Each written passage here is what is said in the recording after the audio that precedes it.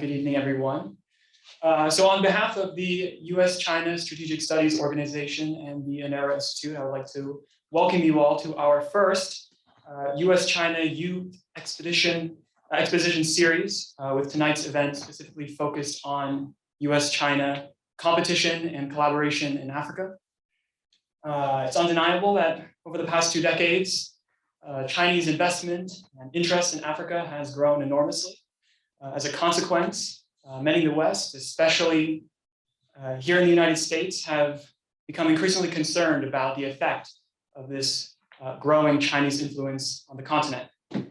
From disputes over so-called debt trap diplomacy to concerns about coercive vaccine diplomacy, there are many sources of potential competition and conflict between China and the United States and Africa. At the same time, Africa is a continent home to some of the fastest growing economies in the world and is in desperate need of infrastructure and development to continue its ongoing industrialization. With this in mind, important questions remain about how China, Africa, and the United States should manage and handle this ongoing competition. Has China's role in Africa been a net positive for the continent? Has Africa gotten the best out of its relationship with the 2 superpowers? How much should the United States care about democracy promotion and market liberalization when attempting to counter Chinese influence? To discuss these questions and many more, we have perhaps the best candidate possible to have this conversation with, in the case of our very own Elliott School professor, David Shinn. Professor Shinn is the former U.S. Ambassador to Burkina Faso from 1987 to 1990. And later the ambassador to Ethiopia from 1996 to 1999. Professor Shinn is also an established writer and known authority on the role of China in Africa. He wrote the book, China and Africa, A Century of Engagement, that was published in 2012. And to moderate this discussion tonight, also someone from the Elliott School, Taichung City, who is a contributor at the U.S. China Strategic Studies Organization. Originally from Taiwan, his primary interest is great power competition between China and the United States. Before I give way to allow this conversation to begin, just a few formalities and notes for today's event. First, Professor Shinn is going to begin with opening remarks, and then followed by a moderated discussion with Taichung City. Afterwards, we will be having a Q&A session. So during the event, please think of questions you would like to ask. For those of us participating online, of which there are 20 I'm seeing over here, feel free to put a question in the chat, and I will try to get to as many as possible, provided I'm sure people in the audience would also like to ask some questions as well. Finally, just a few administrative rules. According to school policy, people in the audience will have to keep their masks on. I would like to ask people online to please keep your camera off and make sure that you are muted during the duration of the event.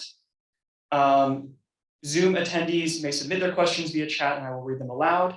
And please know we will be recording today's session. So if you'd like to share it with someone, that will be distributed later. Without further ado, please give a round of applause to today's speakers, Professor David Shinn and our moderator, Taichung City.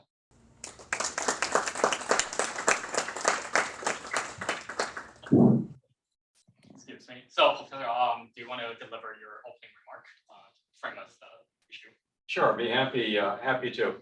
I'll keep my remarks fairly brief, and I'm here as a specialist on China, Africa, and also U.S. Africa, not a specialist on U.S. China. That's not my area of expertise. I do try to follow China-U.S. relations as carefully as I can, but that's a whole different topic, and we have a lot of experts at GW that do that. I don't happen to be one of them. I want to begin by emphasizing that today all the emphasis is on competition. When you look at the engagement of China and the engagement of the U.S. in Africa, everyone's talking competition. There's almost no discussion of cooperation. And I'm going to deal with both topics, probably a little more on the competition side because that's where all the action is today. But it is important to understand that there has been a history of some modest cooperation, and the world doesn't stay the same. Who knows what it's going to look like 10, 20 years from now in terms of the U.S. China relationship and how they interact in Africa. I want to start with making a few basic comparisons of China and the U.S. in Africa. China-Africa trade in 2021 was $254 billion. It was the largest, China was the largest trading partner of Africa and has been since 2009 when it passed the United States. This was actually a new high watermark for China-Africa trade. The previous high watermark was 2015, and then trade actually began slipping between China and Africa, but it had a major uptick in 2021 and then reached this new high. However, that only constitutes about 4% of China's global trade. So Africa is not a huge player when it comes to trade with China. It's pretty small potatoes. But more importantly, and what is almost never discussed, is that look at that $254 billion, and there's a huge trade surplus for China, which means you have a huge trade deficit for Africa. That's not a good situation for the African countries. Now, looking at the U.S. Africa trade, in 2021, it was only $64 billion, well below China-Africa trade, and only about 2% of global U.S. trade. So the Africa plays an even smaller role for the United States than it does for China. But on the other hand, Africa had a significant trade surplus with the United States of that $64 billion. And that's a good thing for Africa. If you look at foreign direct investment stock, for China in Africa today, it's about $49 billion in terms of total stock that has gone into the continent. For the US, the latest figure is $47.5 billion. That's about the same. China has edged slightly ahead, and it's true that in recent years, there has been more Chinese FDI going into Africa than US FDI going into the continent. Nevertheless, the stock is about equal today. If you look at aid, and I'm using an OECD definition of aid, which is a very precise definition, the United States has been sending about $9 billion annually in aid to Africa. This compares in recent years to about $2.5 billion in aid, OECD equivalent aid from China to Africa. So the United States is more than 3 times the aid giver to Africa that China is. This is also a fact that is rarely commented upon. China is Africa's major bilateral source of loans, very different than aid. There are some loans that have components that qualify as OECD equivalent aid, and I have included that in the $2.5 billion annual figure. But most of what China is doing in Africa in recent years has been in the form of loans, and by and large, loans at commercial rates. That does not qualify as aid. But it is true that China is the largest bilateral provider of loans to Africa in recent years. The United States provides almost no loans anymore. We got out of the loan business. The good side of that is that we're not to Africa's debt because we're not offering loans. Now, the U.S. does support loans coming from the World Bank, the African Development Bank, other multilateral institutions. It's not, for the most part, not bilateral loans. China is also in the process of reducing the quantity and the volume of its loans to Africa. This has been a relatively recent development. China provides about 2,000 personnel to UN peacekeeping operations in Africa. That's far more than the United States provides. The US provides only a handful to UN peacekeeping operations. On the other hand, the United States provides far more US bilateral security cooperation to Africa than China does. It's hard to measure it because it's a lot of training that goes on, a lot of it in Africa, some in the United States, and a number of literally engagements that US Special Forces, for example, are involved in. During the 21st during the 21st century and up to the present time, China has had a much better record on arranging high-level exchange visits between Chinese personnel as compared to Americans providing exchange visits with American personnel. This continues to be the case, although COVID-19 has cut into that record, and there are certainly fewer high-level engagements going on today. If you look at the trend line throughout the 21st century, I think it's fair to say that it has been rising for China in Africa throughout the 21st century, or it is flatlined in some cases. But if you look at the United States trend line throughout the 21st century, it has actually been on the decline or it has remained flat. So the trend has been very much in the favor of China. Let me turn to the issue of competition. And you cannot separate the issue of the US response in Africa to what China is doing from the US-China relationship. They're obviously very closely integrated. And for those of us who specialize in Africa, sometimes it would be nice to separate these two things, but it just doesn't work that way. So as a result, you have to take into account how is the China-US relationship when you look at how things are being dealt with in Africa. US-China relations today are overwhelmingly negative.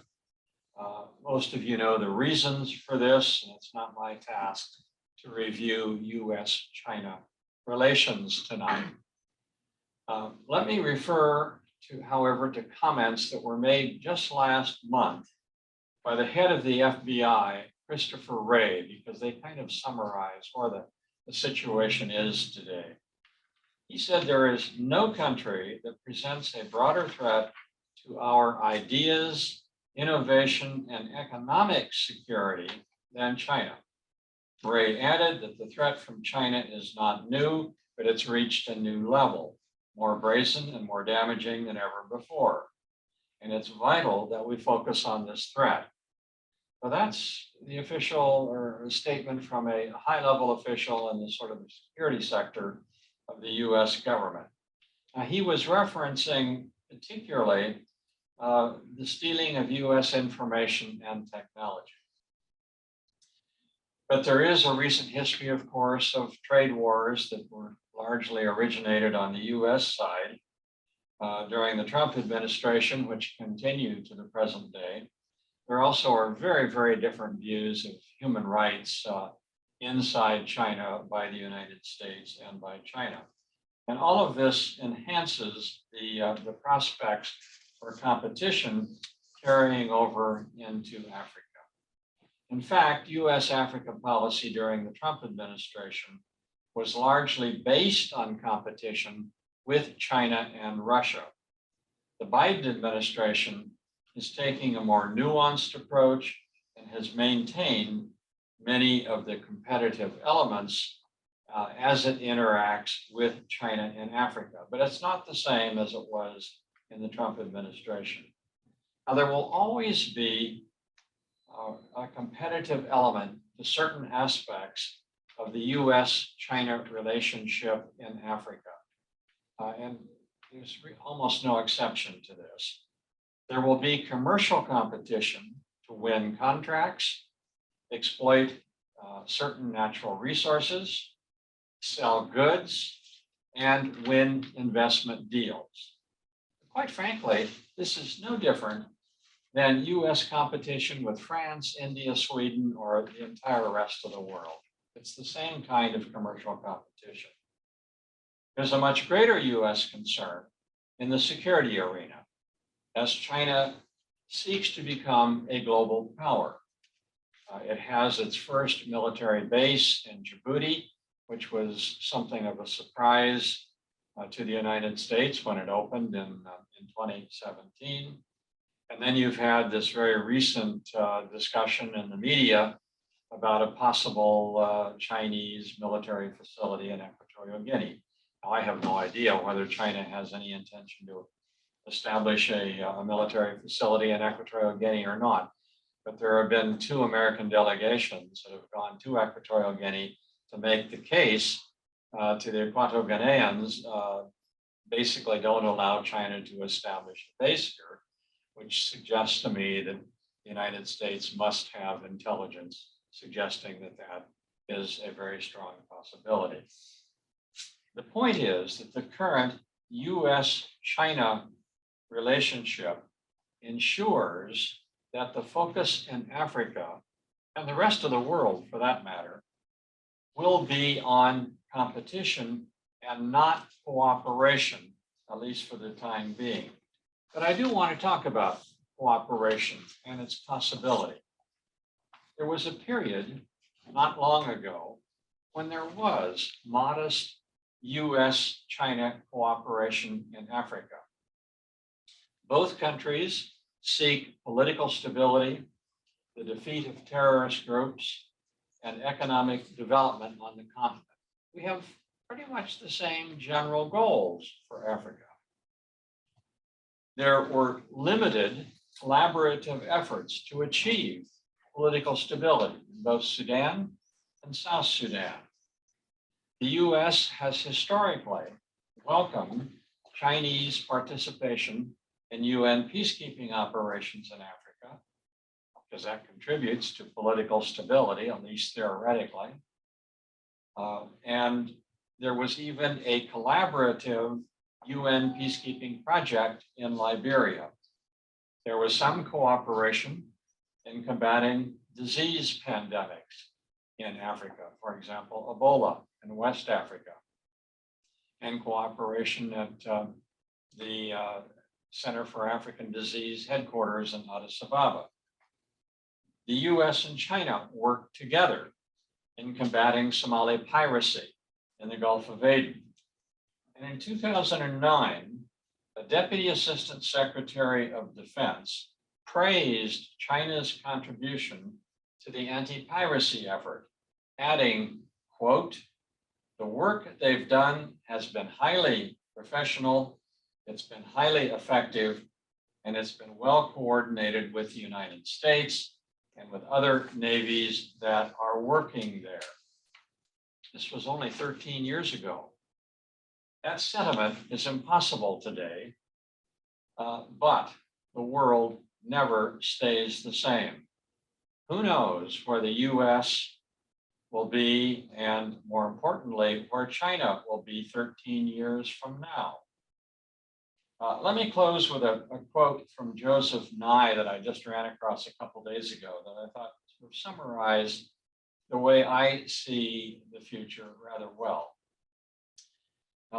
Quote, "In the near term, given the rising nationalism and assertive policies of the Xi government, the United States will probably have to spend more time on the rivalry side of the equation.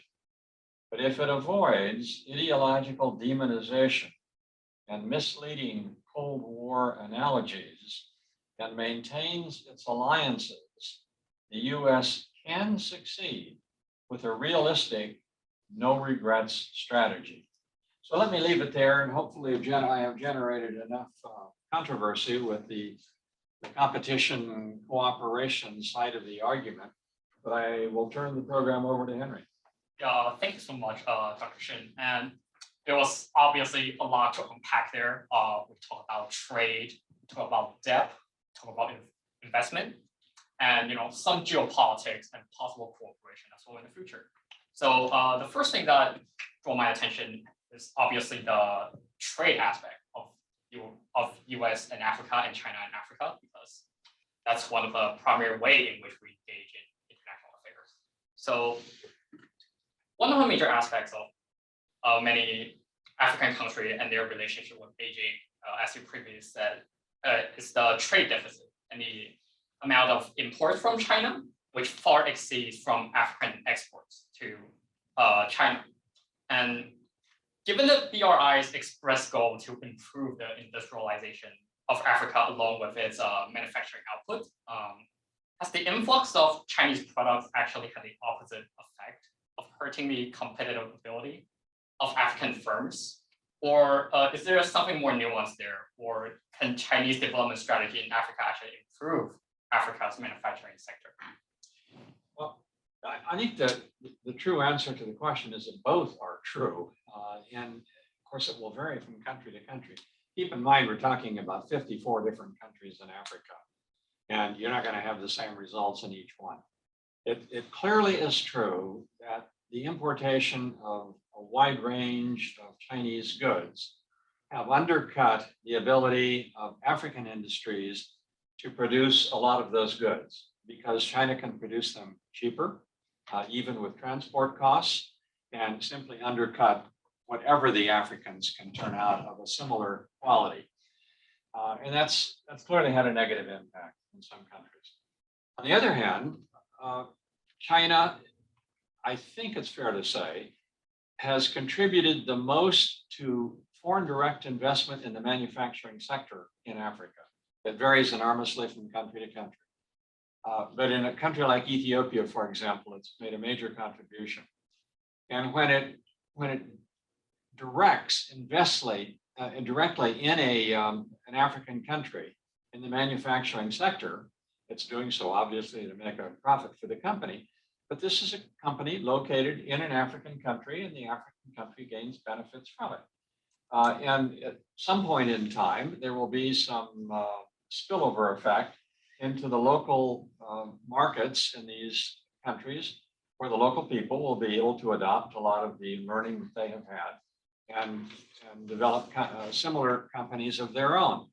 So there are those cases where it has been helpful, and there have been those cases where it has been unhelpful. Taken together, quite frankly, I'm not sure on balance how I would come out on that. It may be pretty much of a wash in terms of the benefits versus the downsides of it. I should also point out, in all fairness, that I emphasize the factor of Chinese trade surpluses with Africa. That's true, and it's been true for probably the last 15 years.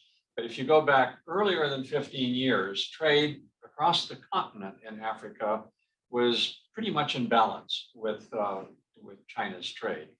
But we're more interested, obviously, in the present and the future than we are the older past. Yeah, thank you so much. So I guess the next thing that I want to unpack has to do with the debt aspect. Is given that's a huge aspect of the Belt and Road initiatives, and that characterize a lot of easy loans for Africa. And that obviously has its goods, but that also has its concerns. And to mitigate the debt repayment issues on the African side, the Chinese government has offered a number of debt payment cancellations and debt repayment extension in the light of relative economic downturn, most notably from the recent COVID-19 pandemic. And given this development, do you think this dispelled the fears of China's so-called debt trap diplomacy among African states? Because some of the Chinese investment in other parts of the region has been quite daunting for a lot of these African states. Like what happened to Sri Lanka deep sea port, which was now leased to China for 99 years back in 2017. So I'm just wondering, how will African react to the debt trap diplomacy that's been alleged as a concern? Sure. The bad news is that China holds more African debt than any other individual country in the world. That's the bad news. The good news is that's only 20% of all of Africa's external debt. So there's often the presumption, and particularly in the West, that, oh my goodness, China must hold virtually all of Africa's debt. No, it's more than any other country, but it's on taking the whole continent, it's 20% of Africa's debt. Now, that's a lot, that's true. And it is of concern in certain countries. In fact, you take a country like Djibouti, it's probably about 80% of Djibouti's external debt. And it goes on down from there. In a lot of countries, it's almost non-existent. 1, 2, 3% of their external debt. So it's just totally unimportant. But it is a concern. And the whole debt trap issue, I think, in the case of Africa anyway, has been excessively sensationalized. There so far is not a single documented case where China has tried to extract resources or property or anything else based on slowness in paying back debt from an African country. Now that may happen in the future, who knows? But so far it hasn't happened. There have been several sensationalized press accounts that it might happen in places like Kenya, for example. That was once rumored to be the case as a result of Kenya's slowness in paying back the loan for the railway, that maybe China would take control of the Mombasa port in terms of calling in collateral. That just hasn't happened. And the same was true with an airport in Zambia. That hasn't happened. So one has to be pretty careful with the debt trap argument. Debt is an important issue. It's one that I think China is concerned about because they don't like to be criticized for holding excessive amounts of debt. And China has a policy where it is very fast to cancel debt on interest-free loans, which is a very small part of their loan portfolio. China has a policy that it will not cancel debt on concessionary loans. It expects the African countries to pay those back. Now it will reschedule debt. It will change the terms sometimes of the repayment schedule, but it has not so far canceled any debt of concessionary loans, only interest-free loans. Thank you so much. And yeah, so this very much ties into the broader picture associated with Chinese interest in Africa, given the interest manifested by those loan repayments. And so I would like to draw our attention to the diplomatic aspect of it. And so even though many consider China to be a great power in the present day, many people have noted China's distinct lack of strategic allies and partners beside countries like North Korea or Pakistan. And do you believe China's long-term investment strategies or loan lending strategies in Africa will pay dividends in the sense that it will provide China with powerful allies in the long run? Or will the alliance only be short-term associated with the ones of economic benefits? And yeah, what do you think? It's an interesting question. China does not have a history of having, quote, allies or alliances like the United States has. I would argue that today, a considerable amount of U.S. global power is based on its alliances. In fact, that was one of the phrases in the quotation by Joseph Nye that I just concluded my remarks with. And that's a real strength of American foreign policy, are its alliances. And that's what we're seeing today in spades in the Ukraine. China doesn't have that kind of arrangement. It has arguably an alliance with North Korea. I'm not sure it has anything could be considered an alliance with anyone other than North Korea. There are some who argue, well, what about Russia? Well, maybe that's an alliance of sorts, but that's, to me, a little more of a marriage of convenience. I see a lot of potential problems in a China-Russia alliance. There's an awful lot they do not have in common, including policies in Africa. They do not look at Africa the same way at all. And now you've got this interesting arrangement with the Russians trying to get Chinese support for what's going on in the Ukraine. And they're struggling with that. China's between a rock and a hard spot on the Ukraine. I think it's a very uncomfortable situation for China. It does not fit China's policies of the past. And at the same time, they want to have a warm relationship with Russia. So if you look at the African countries, I see a whole different situation. I see very few countries that China would feel compelled to have any kind of a security relationship with. They just don't have the wherewithal to provide much to China to make a difference. And maybe South Africa does, maybe Egypt does, possibly Nigeria, maybe in a real stretch, Ethiopia, but that's a real stretch. Beyond that, I'm kind of hard pressed to come up with countries where China would say, gee, we've got to have an alliance with that country, because they're not going to get that much out of it. But they want to have good relations with all of these countries in Africa. But alliances, I really don't see it.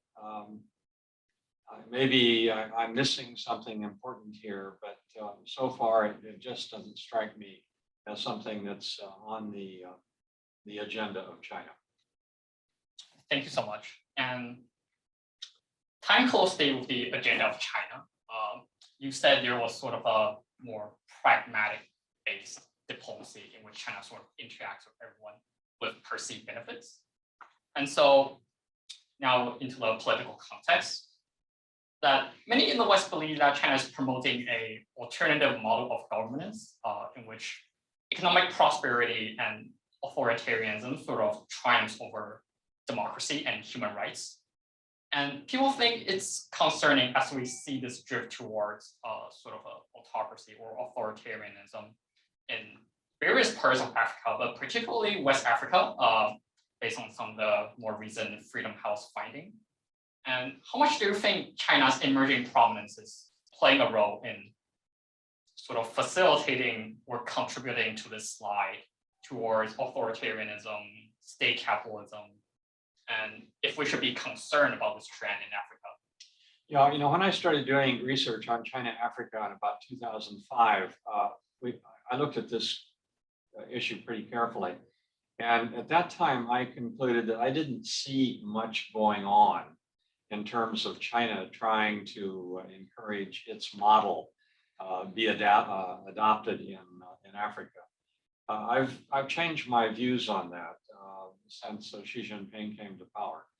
And I think today I would have to argue that there has been an effort to significantly step up the degree to which China is encouraging at least elements of its model, which it likes to say is focused on development, to be implemented in places like Africa, not just Africa, but other parts of the world as well. So I do see that as an issue today, and I see that in also the authoritarian component of it, because there are a lot of African countries that are by nature authoritarian. So they're quite willing to accept any kind of authoritarian model that comes out of China. It fits their beliefs very well.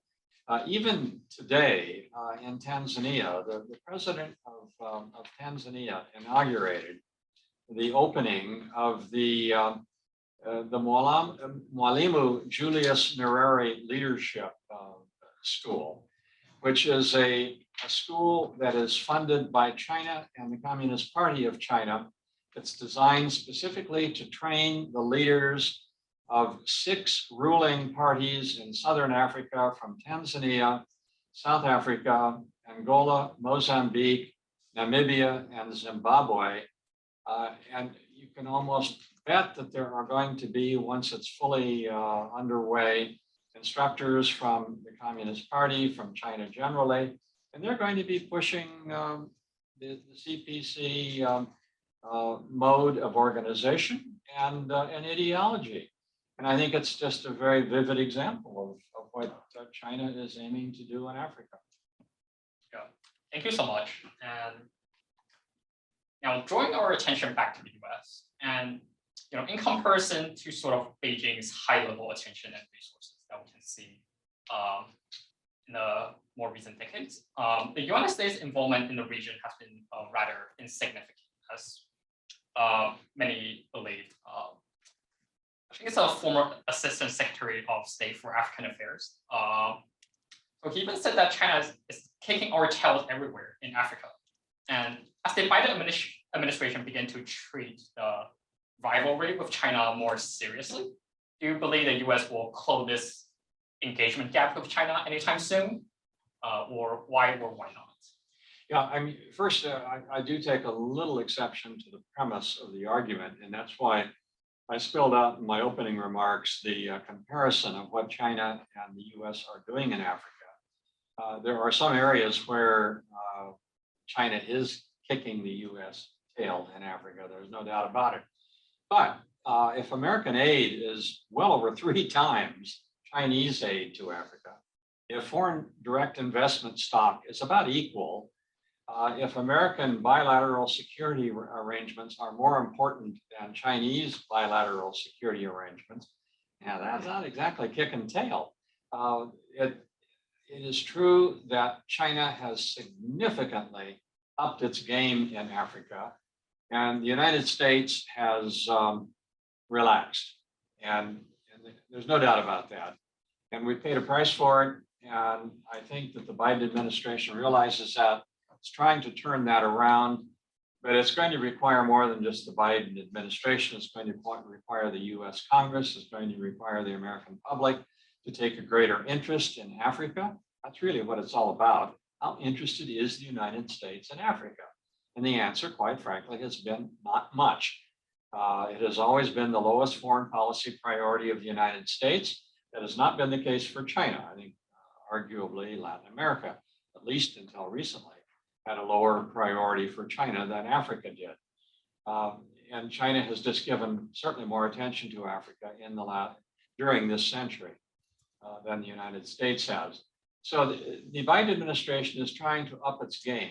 And there are some signs of that, particularly in the Horn of Africa, where it has been much more engaged in trying to mediate disputes in Ethiopia and Sudan. It remains to be seen if it's going to up its game across the continent. And it remains to be seen if Congress is going to join in and provide some of the additional resources that are needed. So there's a long way to go for the United States. And if in the final analysis, the US public just doesn't give a damn, it isn't going to happen. It's really just that simple. And so far, I haven't seen an enormous outpouring of interest by the American public. Yeah, thank you. So now I want to draw our attention to the cooperation aspect of the US-Africa relation and China-Africa relation, or more broadly, US-China cooperation in Africa. So you mentioned a lot of the ways in which US and China can cooperate. And I feel like a lot of international agencies sort of agree with that, and especially the WHO. They say that the pandemic response is one of the fields in which the US and China can and must cooperate. And this specifically ties into the distribution, transportation, and the rollout of vaccines in Africa. And others say that the development of renewable energy has huge potential for the US-China cooperation, given the USAID has already involved in the continent's solar energy production by a substantial amount, while China has also immense role in the construction of hydroelectric facilities and dams, with the example of the Great Renaissance Dam. And so, if possible, what are the keys to US-China cooperation in the region? And what specific fields of cooperation do you consider as probable in the future? Yeah, and when you say future, goodness knows I can't predict when, if ever, that this relationship will turn around again. Could get worse for that matter. But I'm a diplomat or was a diplomat, and I like to try to look at the positive and hope always springs eternal. If you look particularly at the power sector, there actually was at one time some cooperation between General Electric providing turbines for dams that China was building. And there was collaboration between General Electric and whatever the Chinese companies were that were building the dams. That could return at some point. I don't see it happening anytime in the foreseeable future, but that is very much of a possibility. China, as you probably all know, has been very engaged in building solar panels. They're probably the world's leader in solar panels, and pretty much put the Americans out of business on with our own solar panel business. They are doing some of that now in Africa, particularly in South Africa, where they've been engaged in working with South Africans build solar panels. I'm not sure at this point whether there's any way for US companies to get involved in that or not. I'm not sure that I see that at the moment, but I don't rule it out. I think with the emphasis of the Biden administration on renewable energy and a continuation of President Obama's Power Africa initiative, which is being continued under Biden, there may be some possibilities here in the renewable energy sector for some kind of collaboration. So it is a possibility. And you mentioned the vaccines and medicine. That too is a potential area for collaboration. I don't see it at the moment. I think it's true that the United States has actually pledged more vaccine to Africa than China has pledged. I think China has provided more so far, and the US has been slow in delivering. But a lot of the early Chinese deliveries were sales. They weren't giving it away, they were selling it. Well, that's fine, but I'm not sure that's quite the same thing as a donation. In any event, both China and the United States want to end all diseases in Africa or slow them down. And there was collaboration in the past on things like Ebola. There could be collaboration on dealing with COVID-19. But it may be that other solutions will be found to COVID-19 before the China-US relationship gets back to the point where we can do anything on this. Yeah, thank you so much. And it is about time for me to allow the audience to ask questions. So is there any questions from the audience at the moment? Yeah, perfect timing. Thank you very much for that. Yeah, so we are going to be moving on to the last section of tonight's event, which is usually the most exciting and why people want to come, which is the Q&A.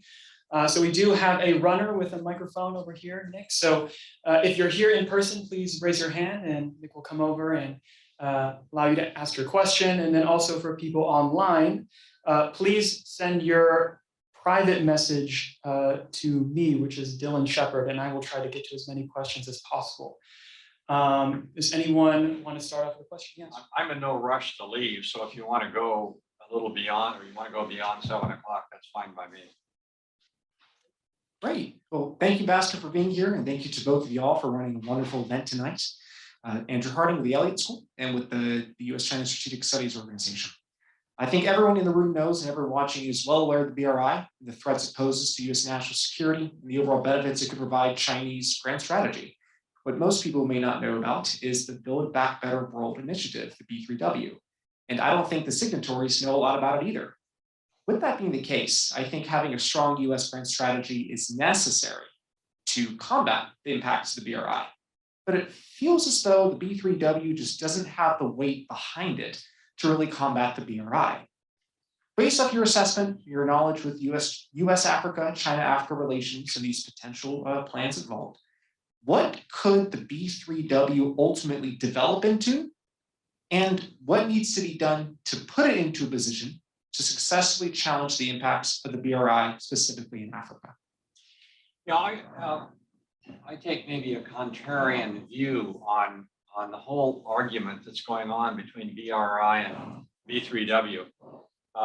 When it was first announced and I read the B3W document, and then I saw all the commentators saying, well, this was an initiative to compete with the BRI. I said, where are they coming from? We're talking about two rather different things here. And I frankly don't see them competing that much because they are very different animals. But let me back up even further than that on BRI, and I'll come back to B3W. I see BRI as largely an initiative focused on Central Asia, South Asia, and Europe. Africa's sort of a last-minute add-on. It really doesn't have that much impact in Africa. And if you look at what China is calling BRI projects in Africa today, it's what was going on, a lot of it is what was going on in Africa before Xi Jinping even announced BRI in, I think, 2013. Either the projects were underway or they had been announced. And all of a sudden they got thrown into BRI. Overnight, voila, they are BRI projects. Well, okay, that's fine. You know, we all can play these games. But to me, that's BRI in Africa. Now, have they added new projects? Yes, they have. And I think that in terms of the maritime Silk Road, there is some real meaning in Africa to BRI, particularly from the security point of view, going through the Bab el-Mandeb Strait, the Red Sea, the Suez Canal, the northern rim of the northern rim of Africa along the Mediterranean, I think does have some security interests that fall in the grand plan of the BRI. But beyond that, I'm a little hard pressed to understand what's the big deal about the BRI in Africa. The fact that almost every country in Africa has signed a memorandum of understanding with China on the BRI is meaningless. Anybody can sign a document. I can sign the damn thing. It doesn't mean anything's going to happen, but they all have, or almost all the countries have signed these things. And until there's some real meaningful activity there, I don't really get all excited about it. Now, let me go back to B3W and why I think on the American side, we're getting it wrong by trying to suggest that this is the response to BRI. I don't think it is the response. If you look at B3W, it's doing very different kinds of infrastructure than BRI is doing. BRI, for the most part, is doing the hard infrastructure of roads, railroads, dams, bridges, all this good stuff. The B3W is more focused on soft infrastructure, capacity building, improving systems, gender equality, and all of this stuff that I don't even see in the BRI. So for me, I think B3W is a great initiative. I'm all for it. What also is very much focused on cooperation of the private sector. And if you don't have the private sector involved, you don't have much with B3W. And so far, I'm not sure I've seen that much coming from the private sector. So there are, in my view, some real disconnects between BRI and B3W. I wish that the American audience would just ignore the BRI when they talk about B3W and make do everything possible to make B3W work and demonstrate that it can be useful to Africa and elsewhere if possible. But don't make these what I consider to be invidious comparisons with BRI, because I think it's a totally different animal. Thanks. In the back. Thank you, Dr. Shinn. My name is also Andrew. I'm a grad student here at the Elliott School. My question is more on the democratic space and the governance issue. I also work at the National Endowment for Democracy, the side note. One of the big issues that we're seeing is providing aid to these countries, because you mentioned how much aid we do give an unbelievable amount of aid. but those countries have no mechanisms to enforce any kind of good governance or any kind of anti-corruption, anti-kleptocratic system. I think of Nigeria and Buhari, not that Buhari and Xi Jinping are best friends, but we do provide a lot of aid to Nigeria. So how do we ensure that the aid actually does what it's supposed to do, and that those actors such as Buhari, which is not the best example, but such as him, don't flee and go to China and have their influence come to the West? You know, you raise a good conundrum, and the United States has never figured out fully how to grapple with it, nor, quite frankly, has any other country. The United States does provide an enormous amount of aid. It provides more bilateral aid than any other single country. The European Union collectively provides a lot more aid to Africa. Most of the American aid is humanitarian assistance. And it is, I think, arguably a little bit easier to control what happens to humanitarian aid. It's not very fungible. You pretty much, if it's food aid, for example, or medicine, you pretty much have to get it to people who are in need of it. There are some ways to corrupt it, but by and large, I think you can maintain relatively good control over humanitarian assistance.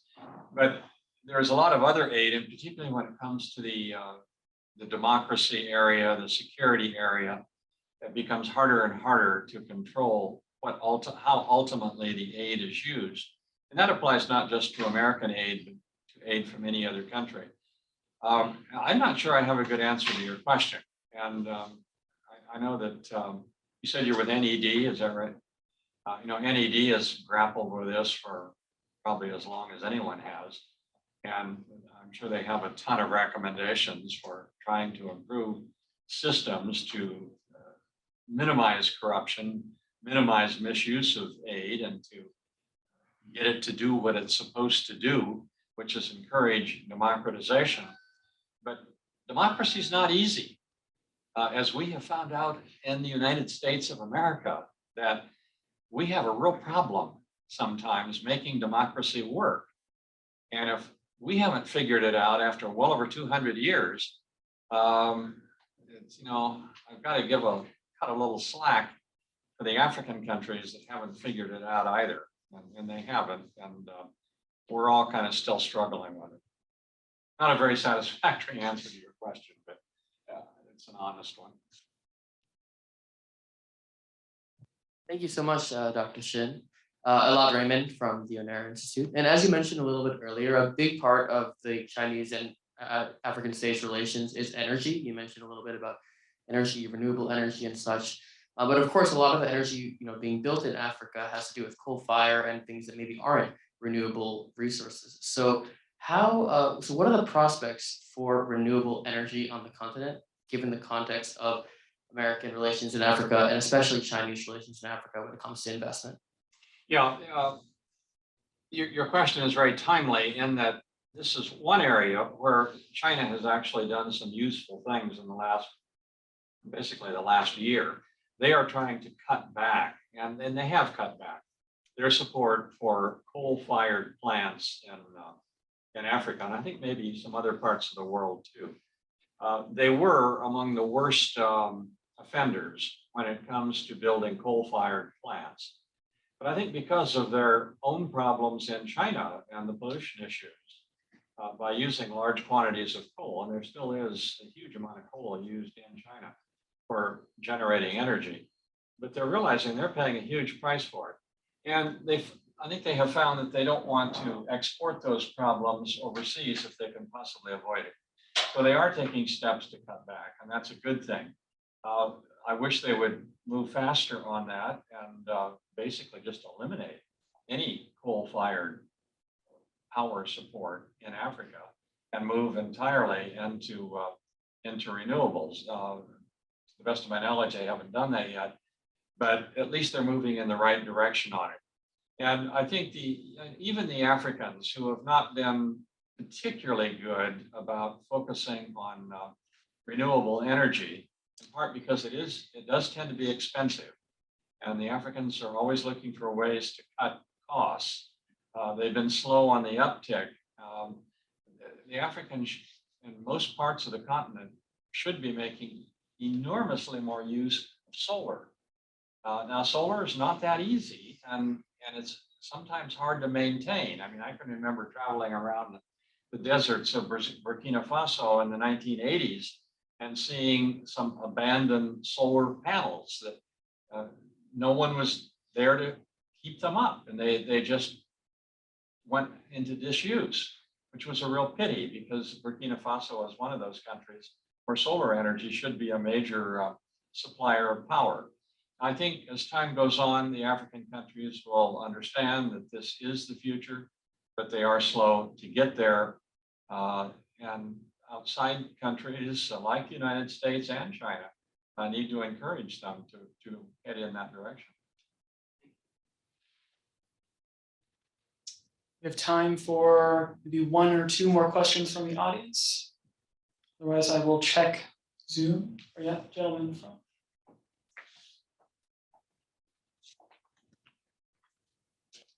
Hello, my name is Julian Anderson. I'm with USCSSO.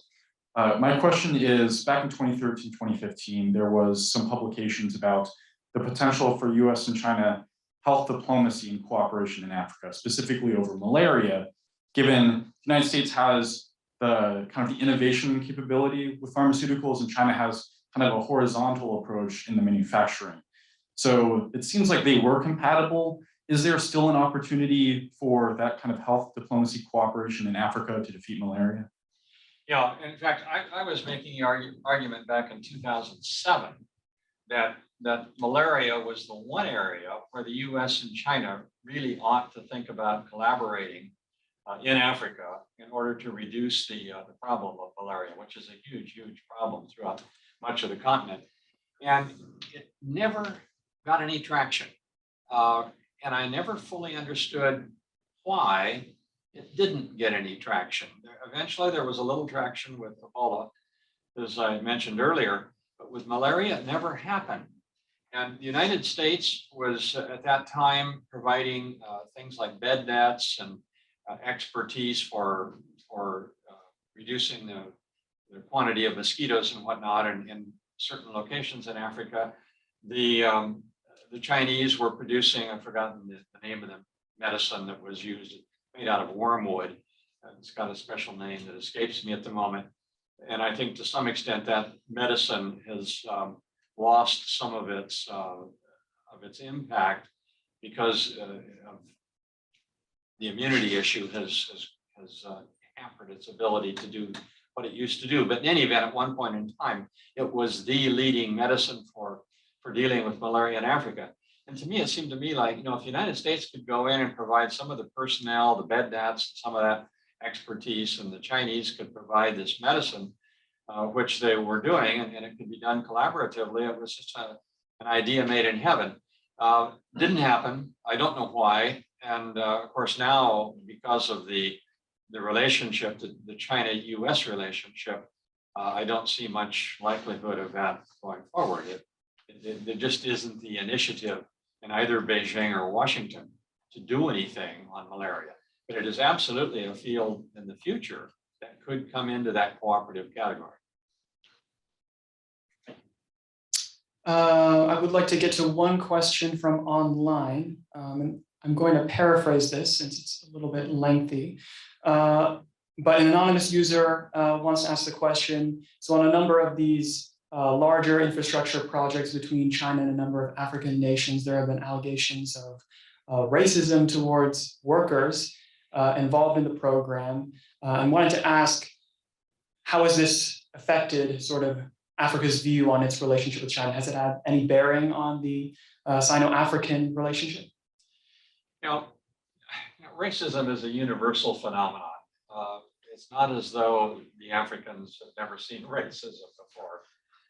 They've seen plenty of it, and I could even argue that there are some Africans who have racist views of others. And I think I could make a pretty strong argument to that effect.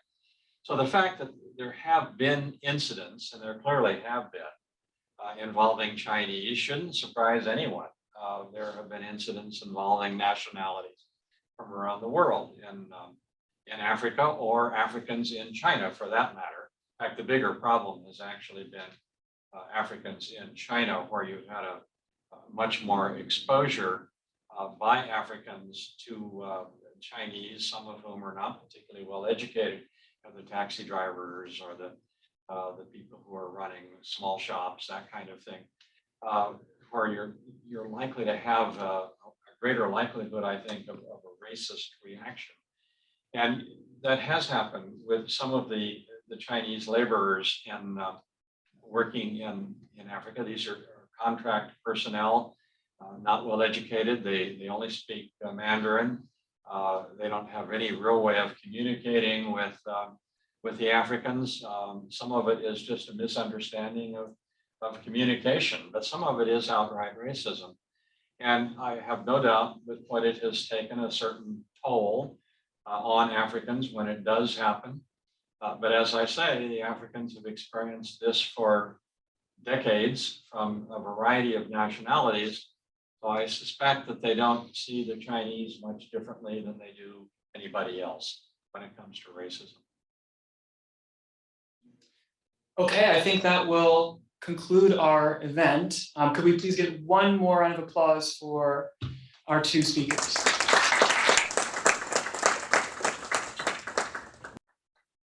Thank you all for coming, and good luck with your studies this semester. Thank you. Stay safe. And before we close, just a few formalities I wanted to announce regarding some upcoming events and other things that you may be interested in. First, I wanted to thank some of the important people that have made this project possible. I'm talking about Tappy Lung and Elad Raymond, the two leaders of the organizations, the U.S. Strategic Studies Organization and the Onero Institute that ran this event, as well as Alice Lee, who helped on outreach. Also wanted to thank the editing team at Onero.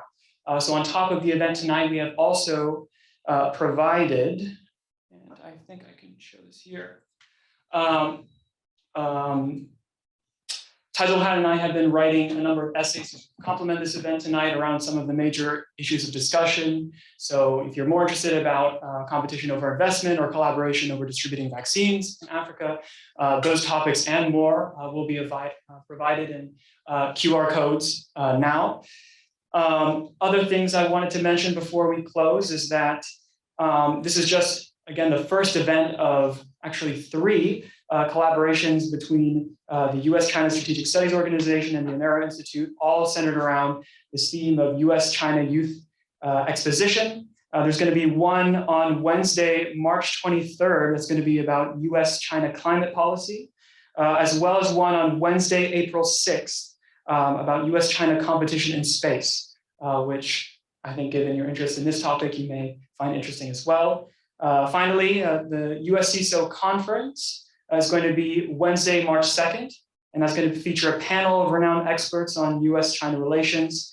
And on the Onero Institute side of things, they will be hosting an event later this week, actually next week, early next week, which is the Somaliland Inside and Out event, which will be on Zoom. So if you're interested in either of those events, please make sure to check out our websites and social media in order to sign up. With all that said, I really want to thank you for coming, because I know it is midterm season, so people tend to be pretty busy. Glad to have events back in person again after all this time. So one more final round of applause. Tsung-Han, former Ambassador David Shinn.